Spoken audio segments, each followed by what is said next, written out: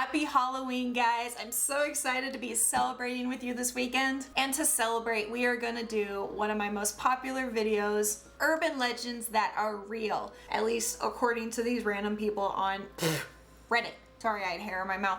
I love Halloween so much. I love the costumes, I love the parties, I love the free candy. Comment below what your Halloween costume is this year and your favorite candy. And let's do this. There was an incident in Trinidad where some maintenance divers were removing a plug from an oil pipeline and were instantly sucked into it. They were sucked into the pipeline that goes underwater to the bottom of the ocean where they were trapped. They got sucked in and they found their way to an air pocket in the pipe where the four of them could breathe, and only one man was able to escape. I think because it was so small that only one could go at a time, and then the guy behind them, I think he was injured or unconscious. Basically, he was blocking the other two behind him from getting out and he couldn't move. So the guy in front was the only one that could get out, and he promised them he would get help. My dude got out. He escaped alive, and he told the corporation, the people he was working for, that the other guys were trapped, and they deemed it too expensive and unnecessary to save them, so they left them to die. Guys, this happened. These corporations only care about money and they are evil. It's my alarm going off. I have to go soon. But just think, you're one of those guys. You're trapped behind the guy with a bum leg or unconscious. You can't get out, and you were promised that help would come, and then it just doesn't, and you slowly suffocate, just left for dead. Do you guys remember the famous chimp, Travis, that attacked a woman and completely mauled her face off? Face totally gone. The owner gave the chimp, I think, sleeping pills. She gave it some kind of human medication that you were not supposed to give a chimp. And it went crazy. Attacked her friend, and nearly killed her.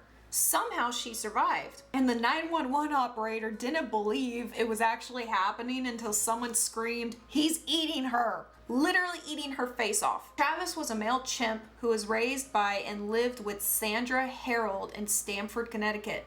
And on February 16th, 2009, he attacked and mauled Harold's friend, Charlotte Nash, blinding her, severing several body parts, and lacerating her face, before he was shot and killed by the responding officer.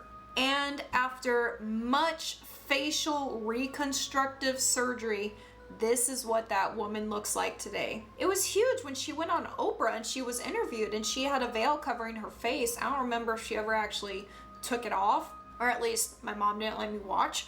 But yeah, that's what she looks like now, and it's amazing. My uncle was in a bar one night and started talking to this random guy, and he said he was really nice. He met him a few other times in the same bar. They drank and talked about random stuff. They were chill friends.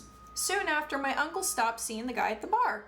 I don't know how long after, but my uncle got notified that he had jury duty. Showed up and found out what it was for. A serial killer, and the killer was his friend from the bar, Derek Todd Lee. My uncle was promptly dismissed from jury duty for obvious reasons. Never trust a man with 3 first names. That is so true.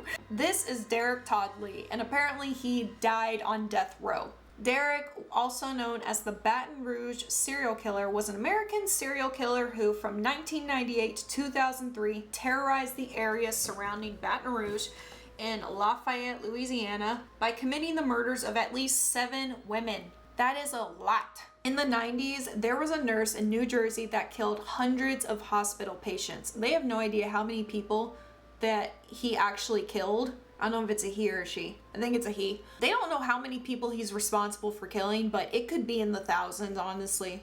Sometimes he would sneak into a patient's room at night and inject them with a fatal medication dose. Other times, he would put the medication into IV bags in the supply room, which would go out to random patients. They would just die. He was accused several times, some patients pointing him out before they died. Some staff thought he was creepy and dangerous and refused to work with him. He kept getting fired from hospitals because the hospital managers knew that if he got arrested, they would get sued by the families because their hospital is responsible. So they would just fire him and push him on to the next hospital. So it's their problem. See, all these people, they just care about the money. And this happened at 12 different hospitals over the course of 16 years. And he's killed as many as 400 people, probably more. He was arrested and confessed to 40 murders. In 29 of them, he gave enough detail to be charged and plead guilty. And he's linked to at least 300 more. And they made a Netflix movie about this that was actually entertaining. It's called The Good Nurse. But yeah, go watch it. It's insane. My aunt fell asleep on her couch one night and my uncle was upstairs asleep. She woke up around 12 a.m. to a random man staring at her. He said the guy upstairs was sound asleep. Huh? Meaning he came in, saw my aunt on the couch, looked around, saw my uncle asleep upstairs, and then sat there and watched. She told him to leave and somehow he just left. He slid in through the back door. And they live in a pretty safe area, which sounds to me like it's one of those towns where you don't lock your doors, which lock your doors. You never really know people. Was hitchhiking home from high school. I missed the late bus. Got a ride, and the guy seemed nice enough, and he was going to my town. We came up to a turn that if you go straight, you go to my town. And if you turned, you weren't going like a regular route. It's like, why are you going that way? That's not normal. He started to turn, and I said, this isn't the way to my town. He says, we're not going to that town. We were going to the turn, and definitely going under 20. So she opened the door and bailed. Tucked and rolled, protected the head. He hit the gas and drove off. Guys, don't hitchhike. Ever. Please. I'm the firstborn, and when I was just a wee babe, who the heck says that? Stop. My mother put me to bed and headed off to bed herself. And they had a baby monitor. And just when she was starting to go to sleep, she heard, "Don't worry, sweetheart, mommy's here." So she has a heart attack, of course, and she runs, sees there's no one there. So it's like, is that a ghost? No, it was the neighbor who also had a baby monitor and the frequencies got like mixed up, whatever. Jeff Bush. A sinkhole opened up beneath his bed while he was sleeping and he died. A sinkhole. I had one open up near a house I used to live in, less than 5 miles away. It was right next to the highway too. They had to shut off the exit. And recently, it opened up for the 3rd time last year. You don't need to fill up that hole with cement. Ow! I hit my nail on the table. Every orphan source report from the IAEA is terrifying and well documented with pictures. One of the most horrifying is the accident in 1987. An orphan source accident is when radioactive material that had been lost, usually from an abandoned hospital, is discovered by people unaware of what it actually is and the danger of the chemicals. So they expose themselves and then they show it to other people and expose them and they keep spreading it like the plague. Acute radiation exposure is truly nightmarish. Your flesh rots away over months while skin grafts are ineffective. You deteriorate in pain. Your insides are literally just like melting, so you're bleeding out and going into sepsis and shock. It's the worst, and there's nothing they can do for you. This is a photograph of the radioactive source involved in the 1987 accident. Why does it look like a pig mask? It was an accident that occurred on September 13th in 1987. After an unsecured radiotherapy source was stolen from an abandoned hospital site in the city. It was then handled by many people, resulting in 4 deaths. About 112,000 people were examined for radioactive contamination, and 249 of them found to have been contaminated. And in the cleanup operation, topsoil had to be removed from several sites and several houses were demolished. It is insane how much this radioactive stuff can just spread.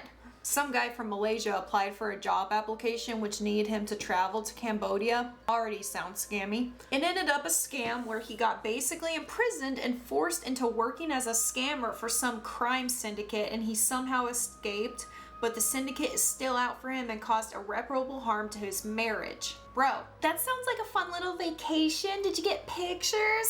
But yeah, that is it for urban legends that are real that I found on Reddit. Comment below if you have any of your own creepy true stories from your own life. And if you want to see some more reaction videos in the future, please like and share this video with your friends, subscribe, turn on notifications. I really appreciate it, and I'll see you next time.